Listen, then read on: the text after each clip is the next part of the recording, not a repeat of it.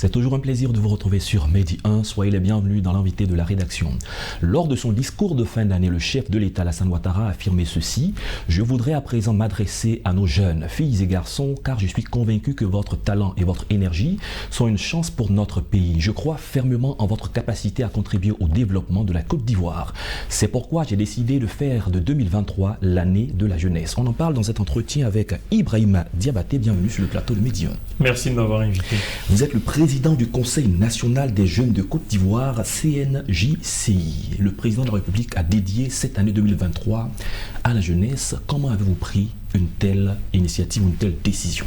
Non, c'est avec joie que nous avons donc accueilli cette initiative, cette vision du président de la République, son Excellence M. Alassane Ouattara. Est-ce que vous vous y attendez? Il faut noter déjà que depuis son accession à la magistrature suprême, il y a eu des efforts qui ont été menés, beaucoup de choses ont été menées en faveur des jeunes, en vue de leur implication dans les prises de décision, mais également en vue de faciliter leur autonomisation, aussi bien au niveau des programmes en faveur de l'entrepreneuriat, de l'employabilité, l'école de la seconde chance qui a été lancée, le CNJCI qui vient fédérer toutes les organisations de jeunesse et qui vient servir d'interlocuteur entre les jeunes et les pouvoirs publics. Je pense que c'est un cocktail de décisions qui ont été prises depuis l'avènement du président de la République à la tête de notre pays, mais qui se couronnent aujourd'hui par une attention beaucoup plus particulière à la question de la jeunesse. On peut dire que les jeunes sont de plus en plus organisés parce qu'avant la création du Conseil national des jeunes, il y avait beaucoup de difficultés. Parlons des potentialités de cette jeunesse. Le président de la République dit qu'il fait confiance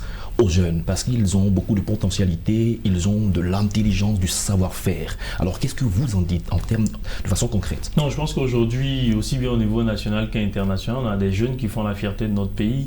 Regardez un peu les reportages qui passent sur les chaînes de télé nationales et internationales. Vous voyez des jeunes Ivoiriens qui sont dans le domaine de l'art, de la culture, dans le domaine de l'entrepreneuriat, dans tous les secteurs. Dans tous les secteurs d'activité économique, mais qui rehaussent l'image de notre pays, la Côte d'Ivoire. Le chocolat des Dalois qui remporte le prix du meilleur chocolat au niveau du salon de l'agriculture à Paris. Moi, je pense que c'est une source de satisfaction pour notre pays. Et le fait pour le président de la République de dédier cette année à la jeunesse viendra booster davantage, comme lui-même il a dit, des start-upers, mais également toutes les entreprises, toutes les initiatives qui seront portées par les jeunes. Et je me réjouis que également cette décision du président de la République soit ressentie au niveau des membres du gouvernement et de toutes les institutions de la République. Faisons un clin d'œil au Conseil national des jeunes. Depuis que vous êtes président, il y a eu beaucoup d'initiatives, beaucoup d'activités qui rentrent dans le cadre du développement de la Côte d'Ivoire. Si on devrait citer quelques-unes qui sont les plus fortes, ce seraient lesquelles? D'abord, le Conseil, c'est un organe consultatif qui vient porter la parole des jeunes. Mais pour porter la parole des jeunes, il faut les organiser, il faut recenser leurs avis. Il faut encadrer également les organisations de jeunesse. Au cours de l'année 2022, c'est l'encadrement de plus de 500 organisations de jeunesse. Nous avons initié également un concours pour récompenser les meilleures organisations de jeunesse, le concours Impact Jeune. Et avec l'appui du Fonds des Nations Unies pour la population, c'est près de 1347 organisations de jeunesse qui ont bénéficié de nos services et qui ont mené des actions sur le terrain, des actions innovantes dans 6 différentes catégories. Parallèlement à ce concours, il faut noter que le siège du Conseil, aujourd'hui très accessible, permet aux organisations de jeunesse de mener leurs activités à titre gracieux, de tenir leurs réunions quand on sait que l'une des difficultés des organisations aujourd'hui, c'est la tenue de leurs réunions, c'est la tenue d'organisation, des salles de formation et autres.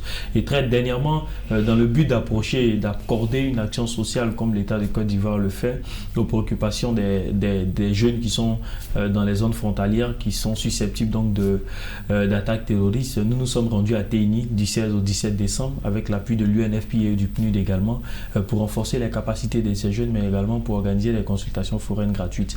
Parallèlement à ça, nous avons participé à toutes les rencontres internationales relatives à la transformation de l'éducation, relatives à la promotion de la paix, l'environnement, le développement durable. Aujourd'hui, nous avons un conseil qui porte les aspirations des jeunes Ivoiriennes et Ivoiriens auprès des décideurs, mais nous avons un conseil également qui compte et qui essaie de porter cette parole-là sur la scène internationale. Et par ailleurs, nous avons des commissions thématiques qui travaillent sur les problématiques des politiques liées à la jeunesse, et je suis heureux de vous annoncer sur ce plateau qu'à partir de mars 2023, vous verrez de plus en plus, en tout cas, toutes ces propositions-là à l'endroit des jeunes. Donc, entre autres, c'est quelques activités que j'ai voulu relever. D'accord. Quand on parle des aspirations des jeunes à l'heure actuelle, quels sont les grands besoins des jeunes qu'ils pourraient présenter ou exprimer à l'État de Côte d'Ivoire quand on parle de la formation, la question de l'emploi, etc. Moi, je pense que tout a été résumé dans un discours, dans l'adresse à la nation du président de la République. Premier élément, pour ceux qui n'ont pas de diplôme, comment faire aujourd'hui pour avoir une meilleure situation professionnelle, l'école de la seconde chance. Donc, permettre à ces jeunes-là donc d'avoir une seconde chance et de permettre de compter également. Moi, je pense que ça contribue à améliorer le climat sécuritaire même de notre pays. Et c'est pas moi qui le dis, on dit la mère de tous les vices, c'est l'oisiveté. Donc, du coup, occuper ces jeunes-là, occuper sainement surtout ces jeunes-là et renforcer leurs compétences, c'est quelque chose de salutaire. L'amélioration du système de l'employabilité également. Permettre aux jeunes qui sortent des universités, des grandes écoles, d'avoir une formation adaptée aux besoins du marché de l'emploi. Accompagnement des startups, c'est-à-dire booster les entreprises qui sont susceptibles donc d'avoir un élan de croissance dans les années à venir, créer des champions nationaux, mais accompagner également la dynamique économique et encourager la transformation de notre matière locale. Moi, je pense que ce sont des éléments forts et l'un des éléments qui m'a le plus marqué, c'était surtout la formation, parce que je me réjouis du fait que le président de la République ait axé en tout cas un pan de sa gouvernance sur la formation, parce que voyez-vous, on a pour habitude de dire que la jeunesse c'est l'avenir, mais l'avenir ça se prépare aujourd'hui. Et aujourd'hui c'est quoi? Que faut-il faire pour pouvoir compter dans le concert des nations? Qu'est-ce qu'on doit faire concrètement pour pouvoir peser, pour pouvoir faire des propositions? On a pour habitude de dire qu'on n'est pas en compétition entre nous, on est en compétition avec les autres jeunes du monde entier. Donc il faut être bien formé, parce que sans formation, même si on met des milliards à votre disposition pour porter une initiative entrepreneuriale, vous ne pourrez rien en faire. Et donc je me réjouis effectivement qu'il y ait eu un pan dédié à la formation, mais également le paiement des factures dans un temps record pour les PME. Et le fait que l'État de Côte d'Ivoire décide de se porter garant pour l'accès au crédit, en tout cas au niveau des petites et moyennes entreprises. C'est une grande opportunité cette année que les jeunes doivent saisir, mais comment est-ce que ces jeunes-là doivent aller donc saisir ces opportunités liées à l'année dédiée aux jeunes? Non, déjà, moi, je peux me réjouir du fait qu'au niveau du ministère en charge de l'insertion professionnelle, il y ait des améliorations. Aujourd'hui, on a la possibilité de bénéficier d'un appui financier quand on a une initiative entrepreneuriale entre 100 000 francs CFA et 100 millions de francs CFA. C'est déjà un acquis. C'est déjà un acquis, en fonction de la taille, bien sûr, de l'entreprise et de l'initiative. Mais mieux, on a l'opportunité aujourd'hui de se faire coacher par des anciens entrepreneurs. Donc, il y a un système de mentorat qui est en place également. Mais ce qu'il faut noter, c'est que la plateforme a été ouverte le 2 janvier, mais je ne vous dis pas, on essaie de sillonner un peu la commune d'Abidjan, mais il y a de l'engouement autour. Donc on a compris, et nous avons à l'information, nous avons compris que personne ne pourra faire notre bonheur à notre place. Il y a une main tendue aujourd'hui des pouvoirs publics, nous avons la saisie et nous sommes en train de la saisir, en tout cas pour pouvoir améliorer nos quotidiens. Au plan politique, en ce qui concerne l'occupation des responsabilités, les élections, est-ce que les jeunes seront portés ou du moins seront encouragés également à cela cette année? Non, moi je pense que les ambitions politiques sont personnelles et ne vient en politique que quelqu'un qui sait et qui pense avoir les potentialités, donc les compétences pour pouvoir occuper ces postes de responsabilité là. Donc je pense que ce sont des situations qui se traitent au cas par cas, mais ne soyez pas étonnés également qu'il y ait des candidatures de jeunes aux prochaines échéances locales.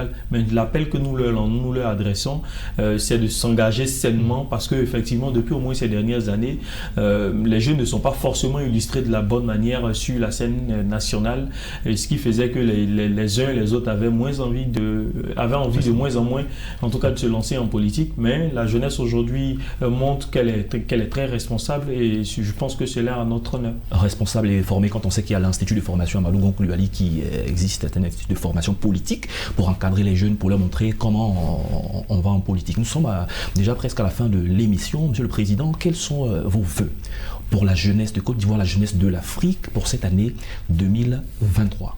Bon, je pense que les premiers vœux que je vais adresser donc à mes frères, à mes sœurs jeunes, je pense à nous tous d'ailleurs, oui, c'est des vœux de santé, parce que sans la santé on ne peut rien entreprendre, mais également je veux lancer un appel à tous les jeunes de Côte d'Ivoire.